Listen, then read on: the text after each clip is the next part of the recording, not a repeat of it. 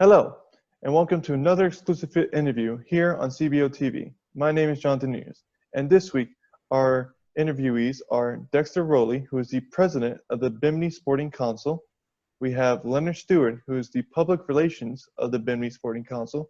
We have Martin Burrows, the chief umpire of the Bahamas Baseball Federation, and last but not least, Fisher Stouffer, who is a senior baseball player at Coral Glades High School. Gentlemen, thank you guys for being with me today. It really is appreciative. Thank you for having me. No problem. Thank you. No problem. Now, for Bimini, how big was Bimini during the 80s and 90s in terms of baseball? Well, I'm the public relations. I'm Leonard. I would just like to say welcome to everyone and to thank you, Jonathan. I would say Bimini is during the 80s, and it goes back to the 50s that Bimini baseball was number one, second to Nassau as far as baseball is concerned in the Bahamas. And the Bimini baseball teams were really, really great. They started playing locally on the island of Bimini, and they came over from time to time to Miami and Palm Beach, where relatives who were living in Miami and West Palm Beach, they were able to coordinate and they were able to play various teams in South Florida. Okay, thank you. Dexter or Martin, do you have anything else you want to add to that? Yes, I can add to that. Bimini was a big baseball back in the day. I could remember personally coming down Bimini in the late 80s, late 90s to play against the 00 Starts and the Mob Reach and those guys. Not only that we played baseball in Bimini, but it was also a good family environment. When we come down there after the game, everybody just get together and, have a good time. And when Bimini comes to town in Nassau, the whole of Bimini, I don't know what bodies be left in Bimini because the whole of Bimini comes with them to support them. That's how big baseball was in Bimini. It became a huge family gathering and a huge sort of connection because of baseball during that time, correct? Right. Yes. Okay. And then them times when we go over to Bimini, you walk in the streets, you could walk in anybody's house.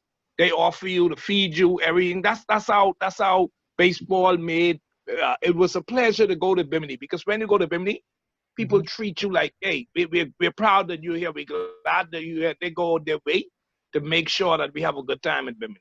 That sounds fantastic, and I'm glad that you had a great sense of community. Dexter, any other words you'd like to mention? Yes, I'd just like to add on from a perspective from the economics and the social part of it.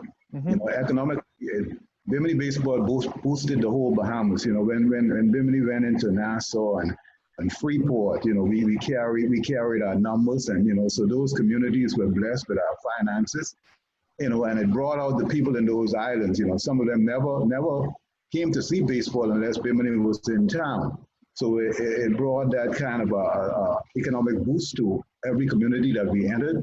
And even socially, even up to today, we have the social part of it, whereas we bonded with team members, players, and all that. And even up to today, if there's a member in Nassau or Freeport who used to play back in the day with us and he is sick or he's going through something, we blend in and we lend a hand with them and all that stuff. And even now, even as our kids or our grandkids travel to Nassau or Freeport, different places, then, maybe just from resemblance or once they say that they're from Bimini, then the conversation begins. And then you get to find out that who's your dad and all that. And then, a relationship building and people need help and all that, we are there for one another. We get to that place where they know our children are around, they will, do what they can to assist them. So baseball did a whole lot for Bimini and the Bahamas, by extension.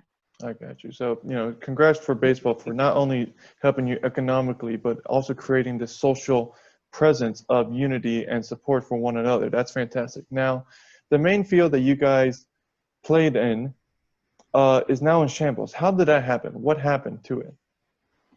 Well, the baseball field that we are on, it was a dump site, so it's a swampy area. So that means anytime weather comes in and stuff, it creates that kind of stuff, and so we have to really keep on top of it to maintain it. And you know, it's been a while.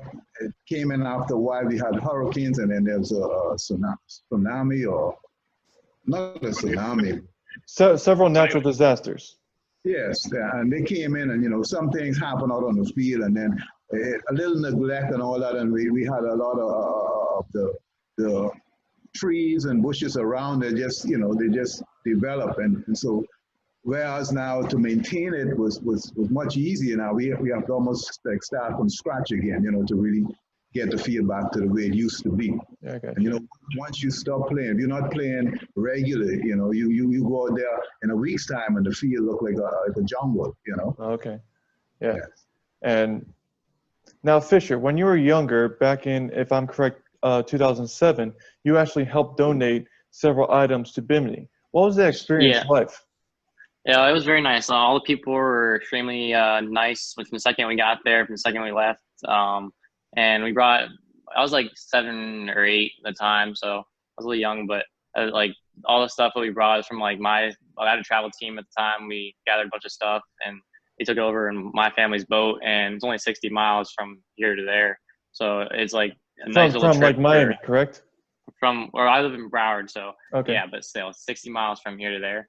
And so it took like 2 hours to get there, but all the kids were super nice that we met, and they were super grateful for everything we could do for them. And it wasn't like the nicest gear, but they were like super appreciative of it because it's something that they could help, like they could use, and they loved, like they loved. You can tell they loved the game, like how like appreciative they were. Of course, no, that's always great when you're able to help rebuild and restructure something that was lost due to natural causes. Now, we here at CBO have started the Building Baseball Around the World Foundation to help rebuild that stadium. Dexter, Leonard, or Martin, how is the process going, and what is the next step? Well, I can say from the public relation area, things are moving along pretty good. I'll let Dexter talk when I finish with. He can give an update on the field itself. But on my end over here in the United States, and I'm thankful for yourself and Mario Signorello, and for all those who have been contributing to this effort to restore baseball back in the island and bring Bimini back to its glory days. So now I'll just let Dexter give you an idea of what the field is and what we've already accomplished so far. Okay. Well, where we are right now is that we like I said earlier, we almost like have to start all over again. We had some people were in here at one time to help with the kids and what they did. See, we only have one playing field, so everything has to be done on that field. You know, we have one field, and so that has to be a field for everyone. But we are focused on the kids, really. Of course, it's always about the kids and their development. Right, and so in trying to help, and I think a lot of us were not paying attention during the time, and some of us might not even be on the island, but they went out there and they had rebuild the field sort of, and placed dugouts in places that they shouldn't have been, and what it did, it took away from the field. Like I said, we only have one field, so if you break a field down to a kid side field, then you take away the rest of the field. And only one group can be able to play, and so we had to redo that. We had to take those dugouts from where they were, and we had to right in the process now of putting new dugouts and putting in the right standard size dugouts and stuff, so it could be a one for all. Everyone can be able to use the field. Mainly the kids, but everyone can be able to use it because that is all that we have. And so that's what we're doing now. We're doing that, and we're trying to get in our fencing and the perimeters and all that. We need to get everything covered in scope, because once we do that, then we'll be able to maintain the field better as far as even the cleaning of the field and the cutting of the grass and all that stuff. All that will be in perspective and be able to keep it more private, whereas people don't just go in and just do whatever they want to do. We'll be able to. There's a program and there's a kind of a rule set. So it can maintain the great level of excellence of the field. Right. Now, Martin, you being the umpire, what do you hope is the outcome of this field being rebuilt? I will love it, because when I went over as a player, I have my young son with me. So now he is at the age where he can play, right? Well, he's at the a young man right now. He can play. I know he would love to go to Bimini and play because he can remember the heydays when I used to come back and Rolle, one of my good friends, he used to take Lorick bike and he used to have trans. We used to have to walk. Everywhere in Bimini you could walk. But my son, he used to have the Lorick bike and he used to ride up and down the road. So he'd love an opportunity to go there to play. But that is very good. And I like the opportunity whenever the park is back up and running to be the first to come down there and help out with the officiating. I'm sure you might have young people over there that might can't play the game but are interested in officiating. Mm-hmm. And that's my big purpose now is to better officiate umpires. You know, I also was a player. Then when I got hurt, I started to coach. I coached for a couple of years, coached the men's national team, softball national team for about 3 trips. And then I moved on to the umpiring because I saw it was a need to get better officiating. So I would love to come over there and, you know, try and develop some umpires when it's all ready to go. But I can guarantee you, back in the day, it was networking. Like the gentleman said earlier, I get to meet people over there. They get to meet us when their kids come over, when 00 son come over and he say, oh, I hear about you. You know, that gives you a good feeling. Because if someone was to come here and you could assist and help them out, that's what it's all about. Baseball is good networking. That sounds great to hear. Kind of last question. Fisher, once this field gets rebuilt, would you like to have your team travel here and experience baseball in a different country? Yeah, that'd be awesome. Mario invited me several times to fill in for tournaments and stuff. Sadly, I wasn't able to make it because of other commitments, such as like other baseball games and stuff. Okay. But yeah, my baseball team would love to. I'm sure would love to play there. I'd have to talk to my coach, of course. But if anything, I would put this team together in the summer, and it'd be awesome to play in another country. And I'm sure all the kids, all my friends and teammates would love that. I got you. Well, gentlemen, thank you guys, all 4 of you guys, for joining with me during this time for this interview. We really do appreciate it.